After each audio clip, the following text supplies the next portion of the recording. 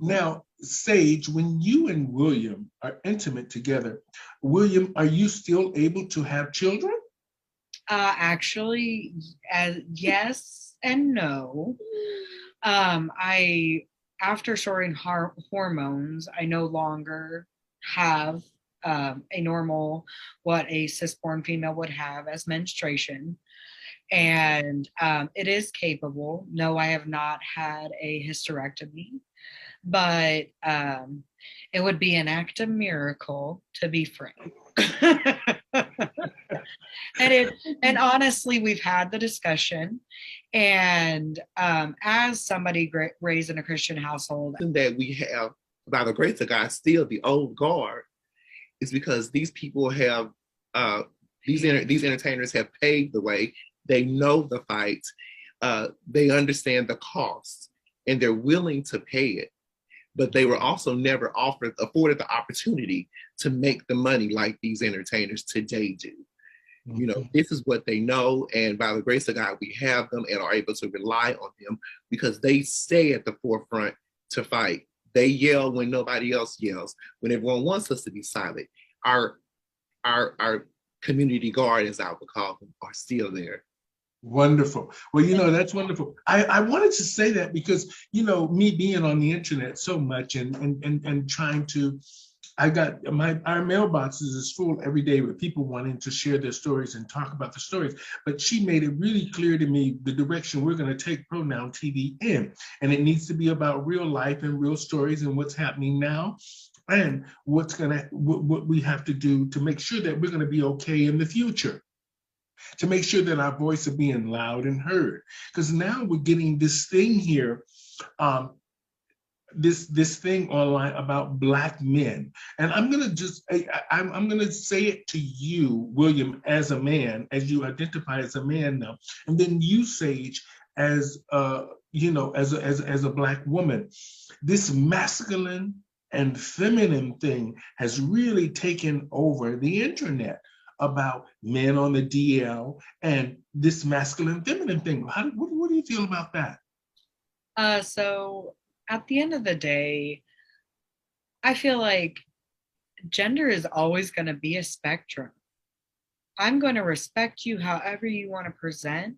I don't agree with hypermasculinity because I think it's toxic, nor do I agree with hyper femininity because I feel like it's also toxic, because I feel like those extremes have been ingrained in their families at some point, where a hyper femininity might mean I'm willing to forego it all to just rely on a man to take care of me, or that type of toxic hyper masculinity being well, I am better than you because I am almighty man.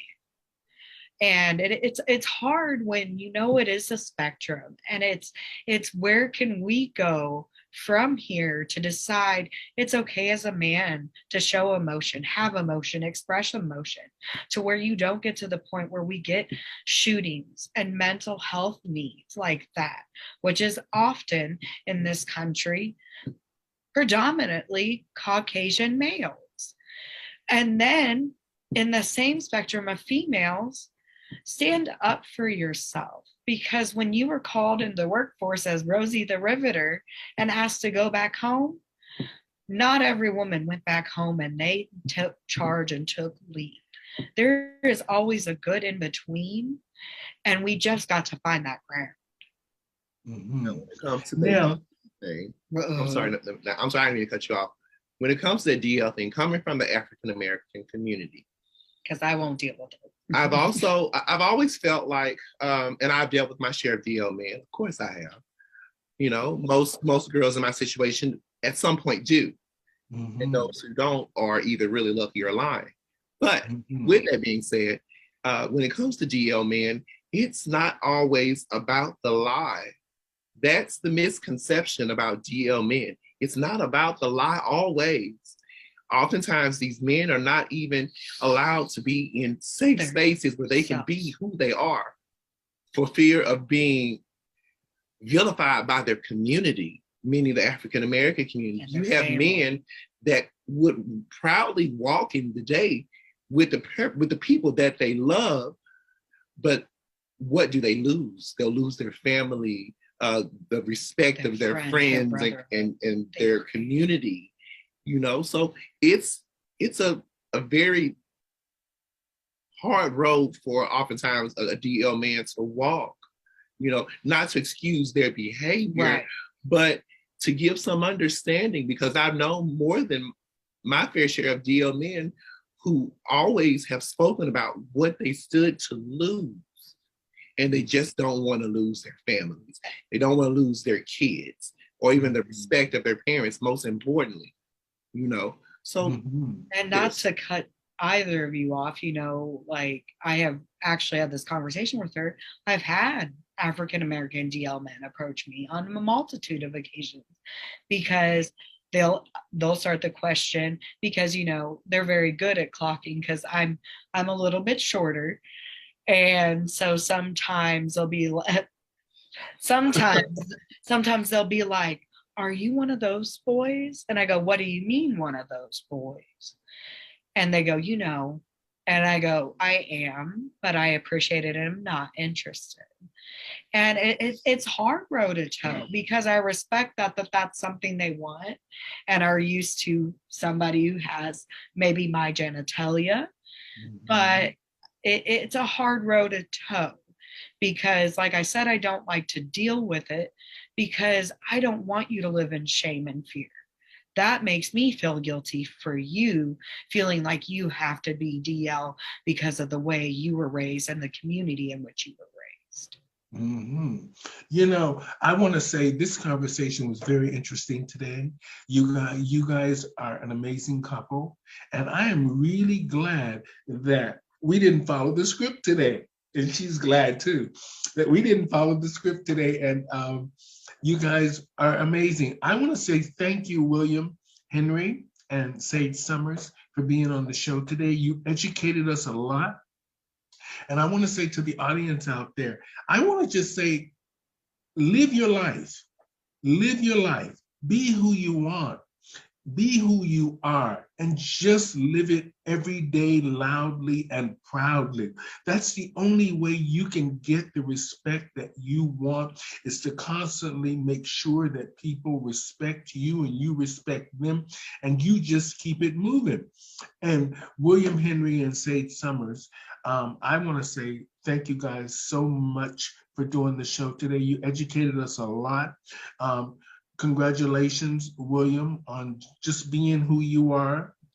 Thank you. Stage you for, you know, accepting William for who he is and understanding where your relationship is. And I like the fact that don't let that face fool you. He's and the fact that you guys communicate. This is an amazing thing. Communication is key to any relationship. And the fact that you're open and honest with each other. And I like that. I like strong, smart. Experience and age. It comes with it. Because sometimes life throws some things at your way you don't expect, and you learn and you grow. There you go. Like now, I said, I want to say our love can't overcome. I'm glad that the two of you talk everything out, and you talk with sense, and the fact that you, Sage, are getting an education now, because you know down the road there's going to be some challenges with drag. Right. Some real challenges if they keep pushing this stuff through. We can't go out and do shows like we used to. I mean, how can we can barely afford to make a living with a lot of the entertainers. I mean, they're lucky that they're making the money that they're making these days, but soon they're going to have to hire people like celebrities do to protect them. And in the long run, is all of this going to be worth it? And how do we, get people on the same page as us when it comes to entertainment and understanding that this is just entertainment. It's just like, I'm a stand-up comedian. For years here in Canada, they silenced me. They because they said that I was filling the rooms up, but they were complaining so much that I had a filthy mouth or this and that. And at the end of the day, I've been here 35 years and I'm still working, and now I own a company. So I am